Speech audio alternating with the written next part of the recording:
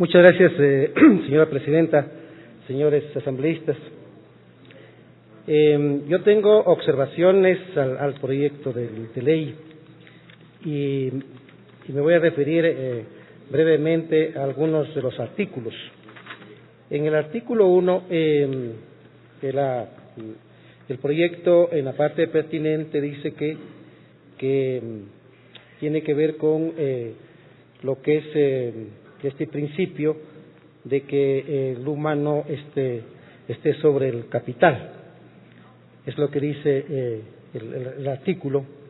Y realmente yo sí tengo ahí mis reparos, porque en la práctica sucede que no se da eso. En los grandes rubros de la economía, por ejemplo, sobre el petróleo. Acabo de publicar un libro que se llama Ecuador, la subasta del petróleo, un libro de 400 páginas. Ojalá los asambleístas puedan tener acceso a él. Y sucede que aquí ese principio de que lo humano se impone sobre el capital, no hay tal. Aquí se impone en el petróleo el capital sobre lo humano. Y que lamentablemente el presidente Correa no rectificó el mal manejo de la política petrolera en el Ecuador desde el año 93 en adelante, más bien la agudizó. ¿Cómo es que se da la imposición del capital sobre el humano? Nosotros, por ejemplo, vendemos el petróleo, la mayor parte del petróleo, sin valor agregado. Y de lo que procesamos en el Ecuador apenas abastece el 50%. Y el otro 50% lo importamos a precio internacional, y quienes usufructan de este negocio son empresas multinacionales. Segundo, en este libro se demuestra que el capital se impone sobre lo humano.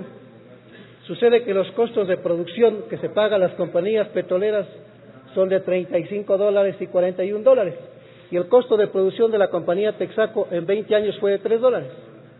Aquí, en este libro demuestro que el gobierno les paga $35 y $41. Conclusión, el capital se impone sobre el humano, sobre la sociedad ecuatoriana. Tercero, en el caso de la comercialización de los hidrocarburos, el 50% de los productos para abastecer el mercado nacional de la gasolina, el diésel y el gas se lo importa a precio internacional. ¿Ya?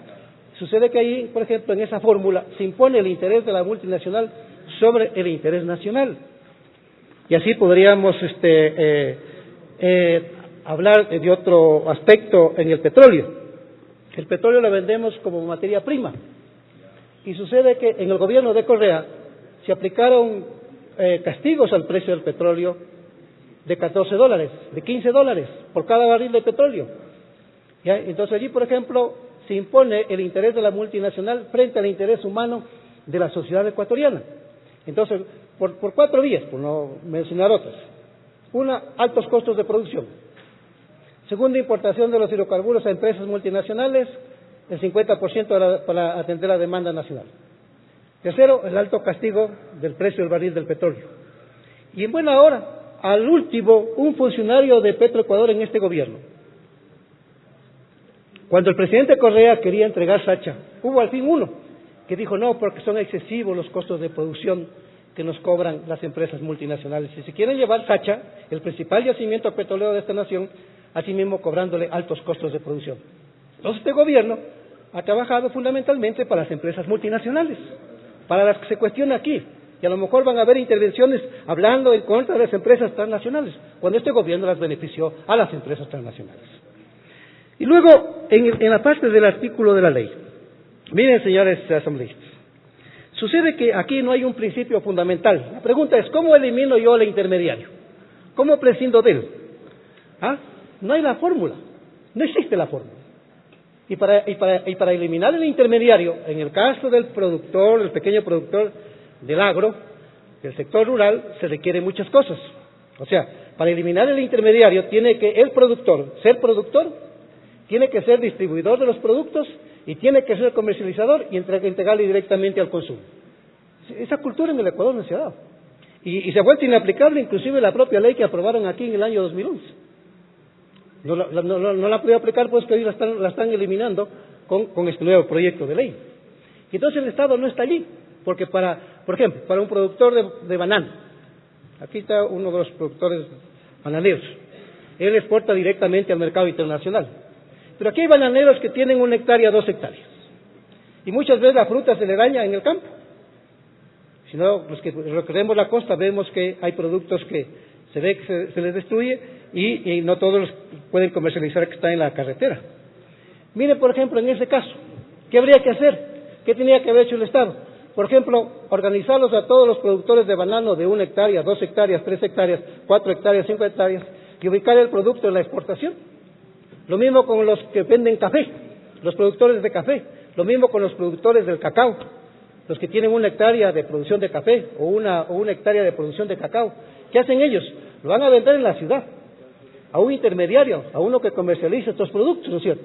Y luego el comercializador de estos productos le vende al dueño de la fábrica para que lo procese. Y entonces, por ejemplo, la pregunta es, ¿cómo elimino esa intermediación? Para eliminar esa intermediación, significa que el pequeño agricultor tiene que tener el vehículo, tiene que tener los insumos, tiene que tener la infraestructura para hacerlo circular en el Ecuador a esos productos, y luego tener una infraestructura para comercializarlos en la ciudad, y eso no tiene. Luego, en tercer lugar, ya en el proyecto hay algunas cosas que realmente me llaman profundamente la atención. Por ejemplo, en el artículo 12, sobre la seguridad social. Miren, señores asambleístas, aquí hay un solo carácter, digamos, aquí hay una sola característica del afiliado. Una por ser dependiente, por ser un empleado, por ser un trabajador dependiente, y lo segundo es por voluntad propia. No hay más, no existe más. Pero aquí se crea una figura sin reformar la ley de seguridad social, que es la del trabajador, y a su vez viene a ser la figura que se incluye es socio trabajador. Para incluir una figura como esta tiene que reformar la ley de la seguridad social.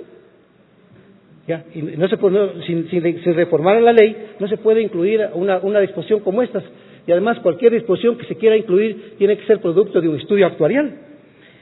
Luego en el artículo 94, que tiene que ver asimismo con la seguridad social, en el primero de los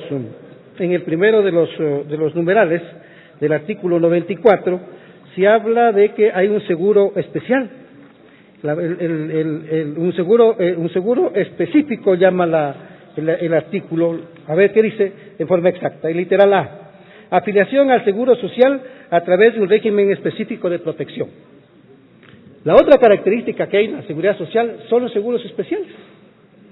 Y entonces, si se quiere legislar sobre esta materia, habría que hacerlo dentro del concepto de seguros especiales, pero asimismo tiene que haber un estudio actuarial.